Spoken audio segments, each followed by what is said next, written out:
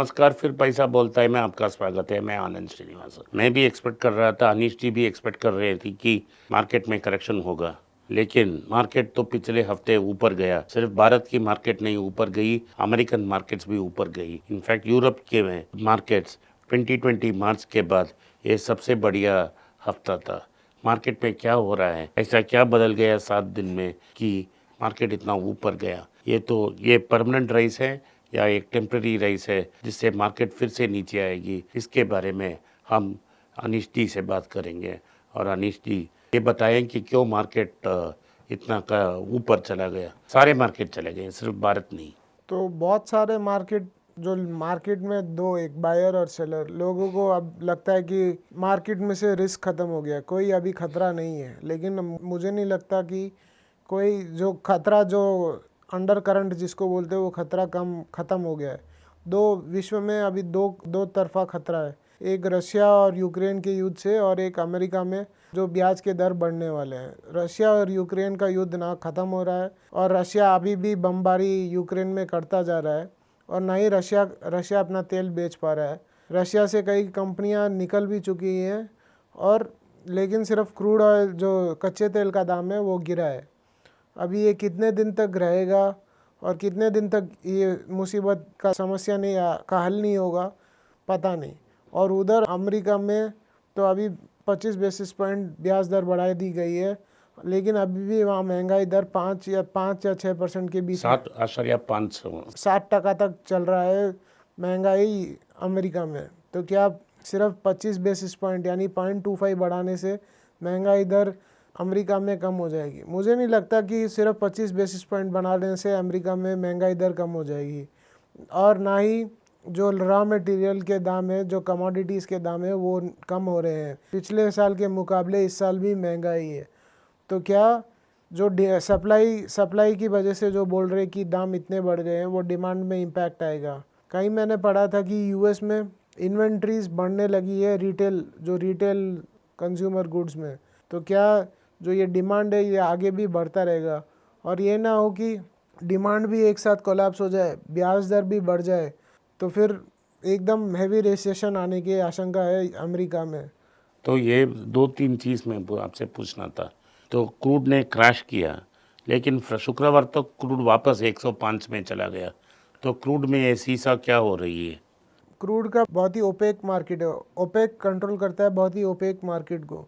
तो पता नहीं कि कब आपको सप्लाई आएगा, कब सप्लाई नहीं आएगा। और ये एक कार्टेल है, ये लोग मोनोपोली रखते हैं कि कितना तेल निकालना है, कितना तेल नहीं निकालना है। और जब पूरी दुनिया में अभी कोविड के बाद सब ओपन होने लगा है, तो सब चीज़ों का डिमांड बढ़ेगा। अभी बीच में क्रूड इसलिए गिरा था क्योंकि चाइना में 4th वेव और हांगकांग में 4th वेव आ गया था और लोगों को लगा कि डिमांड कम हो जाएगा। मुझे नहीं लगता कि चाइना और हांगकांग में जब 4th वेव आया है उससे डिमांड कम होगा, क्योंकि चाइना और हांगकांग वो 3-4 दिन बंद रखेंगे, बहुत टेस्टिंग करेंगे और इकोनॉमी को खोल देंगे। चाइना में ऐसा लॉकडाउन, परमानेंट लॉकडाउन तो कभी होएगा नहीं और डिमांड कोलैप्स होगा नहीं। तो मुझे लगता है क्रूड वापस 120-130 तक जा सकता है, लेकिन वो कब जाएगा, क्या आशंका है, वो मुझे अभी अनुमान नहीं तो है। चाइना में अगर लॉकडाउन हो गई 4-5 साल के लिए, फिर से सप्लाई चेन का प्रॉब्लम हो सकता है ना? तो चाइना में बहुत सारी प्रॉब्लमें चल रही है। चाइना में बीच में बिजली का भी प्रॉब्लम हो गया था, पोल्यूशन के कारण बहुत इंडस्ट्रीज़ को बंद भी कर दिया गया था और उनको रोटेशन में भी चलाया गया था। और क्योंकि चाइना के पास कोल नहीं था, तो कई थर्मल पावर प्लांट भी उनको बंद करने पड़े। तो इस सब से बहुत जो ये सप्लाई चेन में डिसरप्शन आ रहा है, और उस तरफ बड़े देशों में, यूरोप और अमेरिका के देशों में इतना स्टिमुलस दिया गया है कि डिमांड का कोई अंत नहीं है।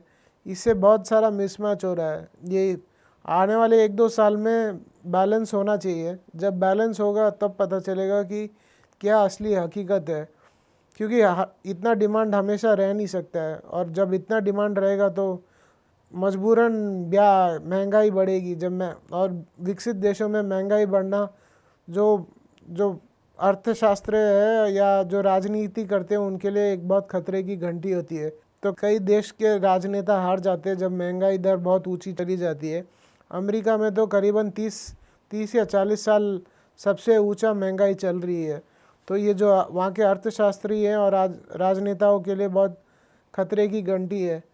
तो मुझे नहीं लगता कि ये बहुत दिनों तक चलने देंगे, इसको कम करने की बहुत कोशिश होगी, जब होगी तब रिसेशन आने के चांस है। तो एक और रिपोर्ट था, आपने देखा होगा कि अमेरिका में जॉबलेस क्लेम्स बहुत कम आ गए और जॉब्स हैं लेकिन आदमी नहीं है, तो बहुत सारे डिमांड हैं सर्विसेज सेक्टर में, और तो इसके क्या होगा, वेतन तो बढ़ेगा ही, तो वेतन बढ़ने से इन्फ्लेशनरी एक्सपेक्टेशंस बढ़ेगा। इस इक्वेशन के बारे में कुछ समझाइए आप। तो महंगाई अभी जैसे भारत में बोलते हैं कि 5-6% महंगाई है, लेकिन अमेरिका में 7%। जब आप इंडिया की महंगाई के दर में देखेंगे तो ऐसे जो 5 से 6% आता है, क्योंकि उसमें जो 100 चीज़ें लेते हैं उसमें से 20 चीज़ें ऐसे हैं जो अभी लोग इस्तेमाल ही नहीं करते, जैसे VCR, कैसेट, CD, ये सब तो लोगों ने इस्तेमाल करना ही बंद कर दिया। फिर भी हम लोग इसके ऊपर महंगाई का अनुमान लगाते हैं। इसके ऊपर महंगाई का अनुमान लगाने से कोई मतलब ही नहीं है। तो अगर आप 6% आ रहा है तो इंडिया में भी आप देख सकते हैं, अगर वो 20% के आइटम्स हटा दे तो करीबन 8 साढ़े 8 के करीब महंगाई बैठेगा। लेकिन आप ज़मीनी हकीकत में देखेंगे तो महंगाई और भी ज़्यादा होगा। जब लोगों को लगता है महंगाई ज़्यादा है तो वो अपने जो वो वेतन अपने मालिकों से मांगते हैं उसका बढ़ावा मांगते हैं, क्योंकि उनका बजट या उनका घर का खर्च नहीं होता है और वो ना कुछ बचा सकते हैं। तो इसमें जब महंगाई बढ़ती रहती है, जो गरीब तबके का आदमी है जो अगला डिमांड लाएगा इकोनॉमी में, वो सबसे ज़्यादा मुसीबत में होता है। जब उसको लगता है कि महंगाई इतनी बढ़ रही है और वो जब ऊंचे दाम मांगेगा अपने मालिक से, मालिक क्या करे, मालिक खुद के जेब से नहीं देगा, वो आके जब अपना सामान या अपनी सर्विस बेचेगा वो उसके दाम भी बढ़ा देगा।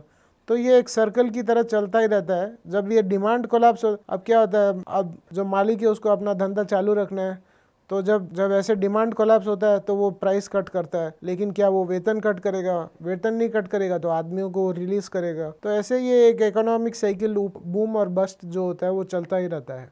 तो अभी शक्तिकांता दास को ब्याज बढ़ना चाहिए आपके ख्याल में? शक्तिकांता दास को पहले ही ब्याज बढ़ा देना चाहिए था। अभी शक्तिकांता दास क्यों ब्याज नहीं बढ़ा रहे, या वो इंडिया में और महंगाई देखना चाहते हैं लेकिन उनका काम महंगाई को काबू में रखना है। लेकिन वो अभी लास्ट मीटिंग में बोले नहीं, हम महंगाई नहीं, हमें ग्रोथ भी चाहिए। ग्रोथ का काम सरकार का है, महंगाई देखने का काम सेंट्रल बैंक का है। लेकिन शक्तिकांता दास उल्टा कर रहे हैं। तो इन्वेस्टर को क्या करना चाहिए, मार्केट में एंटर करना चाहिए कि नहीं? ऐसे देखिए तो इन्वेस्टर को फ़ायदा ही है, क्योंकि जब ब्याज की दर नीचे महंगाई ऊंचा तो कंपनियां प्रॉफिट कमाएंगी अभी शॉर्ट टर्म में। लेकिन मीडियम टू लॉन्ग टर्म में, क्योंकि जब रेट बढ़ेंगे, अमेरिका में भी डिमांड कम होगा तो उसका इम्पैक्ट इंडिया में भी होगा। तो अभी शॉर्ट टर्म में तो कुछ मुनाफा हो सकता है, लेकिन मीडियम टर्म 1 से 2 साल के लिए अभी आपको मार्केट में नहीं रहना चाहिए। अभी आपको कोई ऋण खरीदना चाहिए या कोई बॉन्ड में पैसा लगाना चाहिए। तो आपका ख्याल है कि बॉन्ड में लें, अभी स्टॉक्स ना लें, वेट करें करेक्शन के लिए? हाँ, छोटा छोटा जो आप मंथली डाल सकते हो उतना डालिए, लेकिन खूब सारा पैसा अभी मार्केट में डालना खतरे से खाली नहीं है, क्योंकि जब दाम नीचे भी आ सकता है। जब दाम नीचे आएगा तो आपको बुरा लगेगा, तो फिर आप वापस मार्केट में आएंगे या नहीं, वो एक चिंता का कारण बनता है। सोता हूँ आप ही को ये अनिश जी का ये ख्याल है कि आप बॉन्ड्स खरीदें, स्टॉक्स ना खरीदें। जब नीचे आएगा छोटा छोटा अमाउंट डालिए, और जब एक डीप करेक्शन आएगा वो अनिश जी इस चैनल में आकर हमको सजा देंगे। धन्यवाद, नमस्कार, जय हिंद। अगर ये वीडियो आपको पसंद हुआ तो हमारे चैनल को सब्सक्राइब कीजिए, बेल नोटिफिकेशन दबाएं। अगर बेल नहीं दबाए तो आपको नोटिफिकेशन नहीं आएगा जब हम एक नई वीडियो अपलोड करेंगे। तो ये भी आप एक भी रिक्वेस्ट है, अगर ये वीडियो आपको पसंद आया अपने दोस्तों और रिश्तेदारों के साथ शेयर कीजिए। नमस्कार, जय हिंद, धन्यवाद। नमस्कार, मैंने अंग्रेजी में 3 पुस्तक लिखे हैं, ये सब स्टॉक मार्केट के बारे में है। मेरा पहला पुस्तक का नाम है ऑर्डिनरी स्टॉक एक्स्ट्राऑर्डिनरी प्रॉफिट्स। दूसरा अल्केमी ऑफ मनी नाम का basic fundamentals of stock market और मनी के बारे में मैंने दूसरा पुस्तक लिखा है। और तीसरा और final book all about mutual funds नाम का एक म्यूचुअल फंड्स के बारे में भी मैंने एक पुस्तक लिखा है। तीनों पुस्तक प्रिंट और किंडल में अवेलेबल हैं। जो किंडल में पढ़ना चाहें तो नीचे हुए लिंक को दबाने से वो सीधा अमेज़न की साइट में जाएगा। जिन को हार्ड कॉपी चाहिए वो नीचे दिए गए व्हाट्सएप नंबर में अपना फ़ोन नंबर और नाम भेजें तो हमारा टीम उनसे कांटेक्ट करेगा। धन्यवाद, नमस्कार, जय हिंद।